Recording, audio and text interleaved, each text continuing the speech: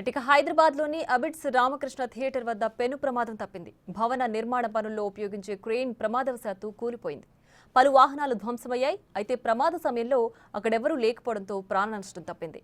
ప్రస్తుతం ఆ క్రేన్ను తొలగించే ప్రయత్నాలు ముమ్మరం చేశారు అధికారులు.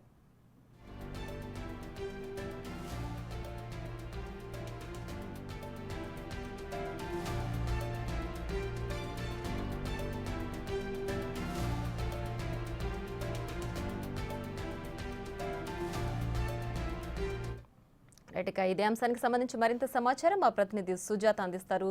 సుజాత, అసలు ఏంటి ప్రమాదం, ఎలా జరిగింది, అక్కడ ఏమైనా గాయాలయ్యాయా, ఏంటి దీనికి సంబంధించి పూర్తి డీటెయిల్స్? థియేటర్ ఎదురుగా ఉన్నటువంటి బిల్డింగ్ నిర్మాణం చేస్తున్నటువంటి టైంలో క్రేన్ పడిపోవడంతో ఒకసారిగా పక్కనే ఉన్నటువంటి బిల్డింగ్ అంతా డ్యామేజ్ అయింది. విజువల్స్ లో కూడా చూడొచ్చు.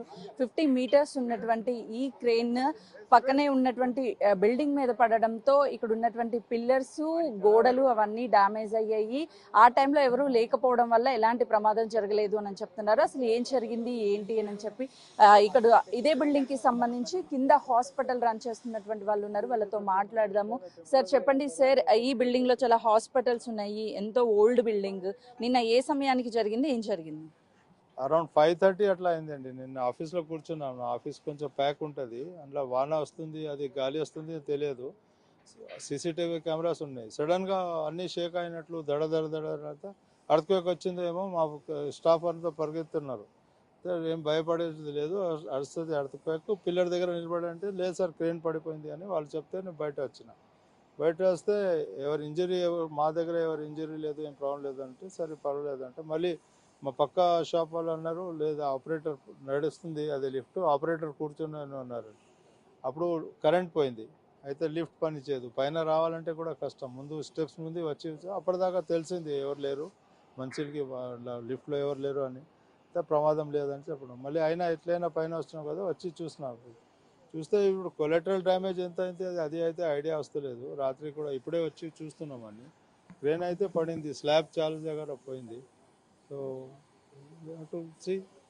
పైప్స్ అన్ని పగిలిపోయింది. ఇప్పుడు కింద వాటర్ ఎక్కడ లేదు, అన్ని పైప్స్ అన్ని పోయింది. సరే, మనం ఈ బిల్డింగ్ మొత్తం చూస్తే చాలా ఓల్డ్ బిల్డింగ్, అక్కడ డ్యామేజ్ అయ్యింది. ఈ బిల్డింగ్ చాలా ఓల్డ్ బిల్డింగ్, సో డ్యామేజ్ అయ్యింది. ఇప్పుడు ఏమన్నా బిల్డింగ్ కి ఏమన్నా ప్రమాదం జరిగే అవకాశం ఉంటుంది?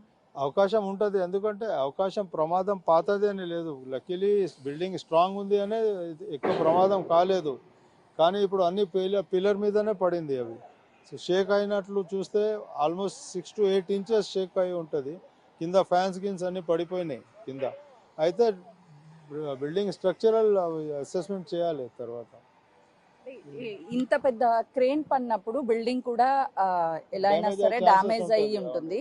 ఇప్పుడు వీళ్ళంతా వీటిని గ్రిల్ చేస్తే ఎక్కడికక్కడ మిషన్ ని కూడా కట్ చేస్తున్నారు. సో ఆ మిషన్ కట్ చేసేటప్పుడు వైబ్రేషన్ ఏమన్నా వచ్చి బిల్డింగ్ కి డ్యామేజ్ అయ్యే అవకాశం ఉంటుందా? అది కాకుండానే చూడాలని అందరు నిలబడి చూపిస్తున్నాము. ఇప్పుడు ఎట్లయినా తీయాలి కదా, అది వదిలిపెట్టలేదు. So whatever we have to face. అయితే వీఆర్ టేకింగ్ ప్రికాషన్స్ తీసుకోమని నేను కూడా నిలబడినా. క్రేన్కు నాకు సంబంధం లేదు, నాకు damage, I'm on the receiving side. అయినా మా పక్క వాళ్ళే అది క్లోజ్ అయింది, ఏదో ఒకటి యాక్సిడెంట్ అయింది. యాక్సిడెంట్ అయినప్పుడు we should all solve the problem అని నిలబడి చూస్తున్నాము. డ్యామేజ్ అట్లా లేదు, కానీ చాలా బరువు ఉంది కదా, అది గుంజటం ఇది స్లాబ్లో కొంచెం ప్రాబ్లం కావచ్చు, చూడాలి. ఆ టైంలో పేషెంట్స్ ఎవరైనా ఉన్నారా? ఉన్నారు కానీ ఏం కాలేదు పేషెంట్స్కి. మా దగ్గర ఎవరికి ఏం ఇంజరీ కాలేదు. ఈ బిల్డింగ్లో 3rd floor కేర్ వాళ్ళ దగ్గర ఉంది, వాళ్ళు కొనుక్కున్నారు, అక్కడ నుంచి వాడతారు వాళ్ళు. ఆ 3rd floorలోనే వాళ్ళ పోర్షన్లో డ్యామేజ్ ఎక్కువ అయినట్లు కనపడుతుంది. వాళ్ళ ఒక సెక్యూరిటీ గార్డ్కి లేడీకి ఇంజరీస్ అయినాయని తెలిసింది. మరి ఐఎమ్ నాట్ షూర్, నాకు తెలియదు కూడా ఎంత సీరియస్ ఉంది లేదు, అసలు ఇంజరీ ఉందో లేదో అది ఐడియా లేదు నాకు. కానీ ఓన్లీ 1 person గాట్ ఇంజర్డ్ అని తెలిసింది నాకు. నిన్న ఈ ఘటన జరగడంతో ఒక్కసారిగా ఈ బిల్డింగ్ లో ఉన్నటువంటి వాళ్ళంతా కూడా భయభ్రాంతులకి గురి అయ్యారు. ఇలా జరగడం, ఆ టైంలో ఎవరైనా ఉంటే ఖచ్చితంగా ప్రాణహాని జరిగి ఉండేది, ఎవరు లేకపోవడం వల్లనే ఏం కాలేదు. కానీ ఈ బిల్డింగ్ కి మాత్రం కొంతమేరకు ఇబ్బందికరం అనే చెప్తున్నారు. 1990s లో ఈ బిల్డింగ్ నిర్మించారు. ఆల్మోస్ట్ ఈ బిల్డింగ్ చాలా ఓల్డ్ గా ఉంది. పిల్లర్స్ కూడా డ్యామేజ్ అయ్యాయి కాబట్టి ఇప్పుడు ఆ క్రేన్ ని తొలగించే టైంలో కూడా వైబ్రేషన్ వస్తే బిల్డింగ్ కొంతవరకు డ్యామేజ్ అయ్యే అవకాశం కూడా ఉంటుంది అని చెప్తున్నారు. కెమెరామెన్ వంశీతో సుజాత, అబిడ్స్.